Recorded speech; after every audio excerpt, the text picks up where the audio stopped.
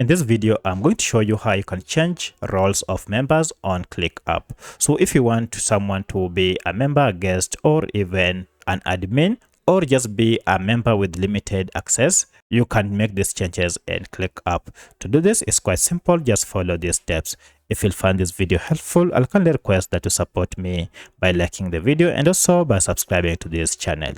Alright, so to add a role or to assign roles on people in your workspace, it's quite simple. Just head over to workspace here and then click on settings. From settings, choose the first option, people, and here you'll be able to see all the people added to your workspace with their role. Currently, you can see we have two people here. One is the owner and another one is member. However, I'd like to go ahead and change the membership to any of these. So if you choose member, it means they can access all public items in your workspace. However, if you choose limited member, it means they can only access items shared with them. You can also make them guests, which means they can't use all features or be added to spaces, but can only access items shared with them.